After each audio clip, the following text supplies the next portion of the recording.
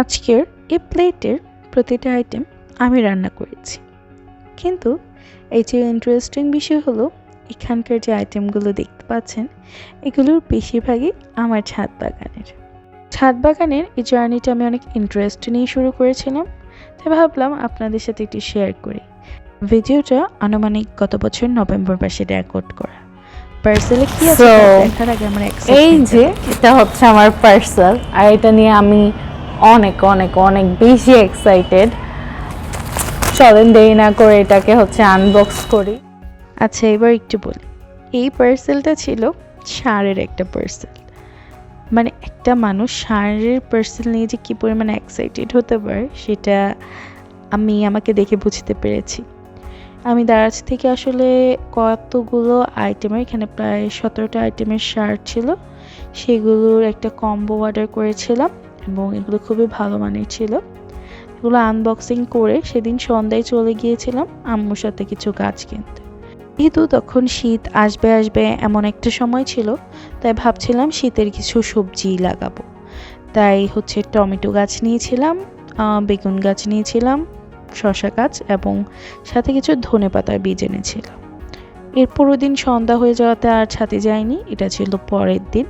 সেদিন আমি ছাদে যেয়ে সবগুলো সার খুব এক্সাইটেড হয়ে একসাথে মিক্সড করছিলাম। আমি আগে কখনো এই কাজগুলো করিনি, সবসময় আম্মু করতো, বাট এবার খুব এক্সাইটেড হয়েই হচ্ছে কাজগুলো করছিলাম। আসলে আমাদের ছাদ নতুন করে করার পর আমাদের একটা জায়গা হয়েছে অনেক বড়, যেখানে হচ্ছে অনেক গাছ লাগানো যাবে।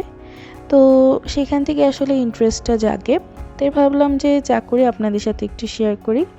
এখানে অলরেডি হচ্ছে কুমড়া গাছ ছিল, পুদিনা পাতা গাছ ছিল। তো আমরা ওই দিন হচ্ছে সার দিয়ে তারপর এখানে হচ্ছে ধনে পাতার বীজ ছিটিয়ে দিচ্ছিলাম। সেই সাথে হচ্ছে যে টমেটো গাছ, বেগুন গাছগুলো এনেছিলাম সেগুলো হচ্ছে লাগিয়েছিলাম, এবং সাথে হচ্ছে শসার বীজ এনেছিলাম, সেটাও হচ্ছে আমরা লাগিয়েছিলাম। সেই সাথে আমি হচ্ছে একটু আখ গাছ নিয়ে এক্সপেরিমেন্ট করছিলাম।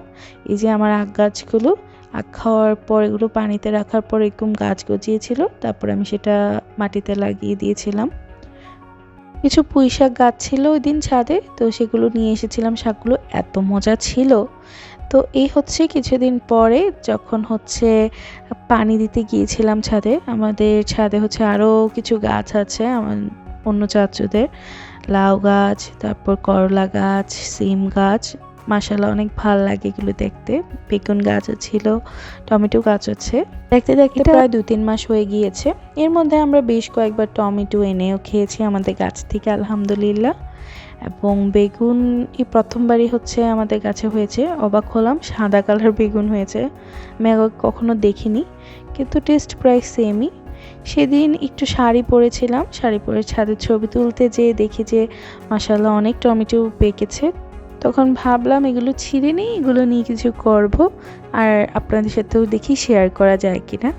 আমি আসলে সবচেয়ে বেশি আখ গাছটা নিয়ে এক্সাইটেড ছিলাম। আলহামদুলিল্লাহ ওইটা এখনও ঠিকঠাক আছে, ইনশাল্লাহ যদি ভালো মতো হয়, তাহলে যদি বাম্পার ফলন হয় আখ গাছে, আমি অবশ্যই আপনাদের সাথে ওইটাও শেয়ার করব। তো এখানে হচ্ছে একটু কিছু নিয়ে যায়নি দেখে লাউ পাতায় করেই হচ্ছে টমেটোগুলো তুলে নিচ্ছিলাম। তারপর হচ্ছে একটা বেগুন নিয়ে নিলাম। বেগুনের টেস্ট আসলে নর্মাল বেগুনের মতোই, আহামরি ভিন্ন কিছু না। একটু ধনে পাতা ছিঁড়ে নিলাম, একটু পুদিনা পাতা এনেছিলাম, আর সেই সাথে হচ্ছে আরও কিছু টমেটো আমি পেরে নিচ্ছিলাম। এত কিউট লাগতেছিল ছোট ছোট সাইজের টমেটো। গাছে মাশাআল্লাহ অনেক টমেটো ধরেছে, আর কিছু হচ্ছে কাঁচা, ছোট কিছু হচ্ছে পাকছে, দেখতে ভালোই লাগে। তো এগুলো নিয়ে বাসায় চলে আসলাম। বাসায় আসার পর এবার ভাবলাম যে এগুলোকে একটু রান্না করি। তো প্রথমে হচ্ছে টমেটো প্রায় একটু ভর্তার মতো করে আমি করে নিচ্ছিলাম, আর টমেটোর টেস্ট এত ভালো ছিল মাশাআল্লাহ, খুব তাড়াতাড়ি সিদ্ধ হয়ে গিয়েছিল এবং খেতেও অনেক মজা লাগছিল। আমি আসলে এখানে আজকে ফুল রেসিপি শেয়ার করছি না, পুরোটা ভিডিওই আমার একটা ইমোশন। ভিডিওটা অনেকের কাছে মনে হতে পারে এটা কেমন ভিডিও, বাট আমার কাছে আসলে পুরো একটা জার্নি, একটা ইমোশন।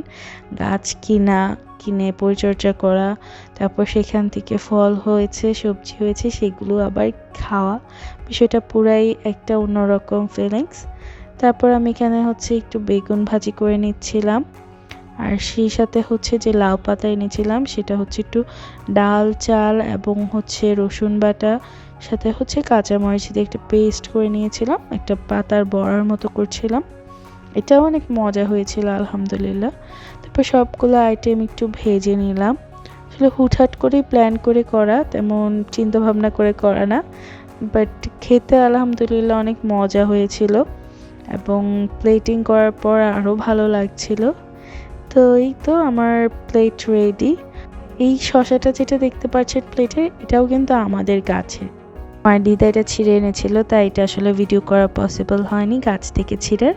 সব কিছু খেতে অনেক মজা ছিল আলহামদুলিল্লাহ। আর আজকে ভিডিও এতটুকু পর্যন্তই। Thanks for watching. আল্লাহ হাফেজ। আসসালামু আলাইকুম।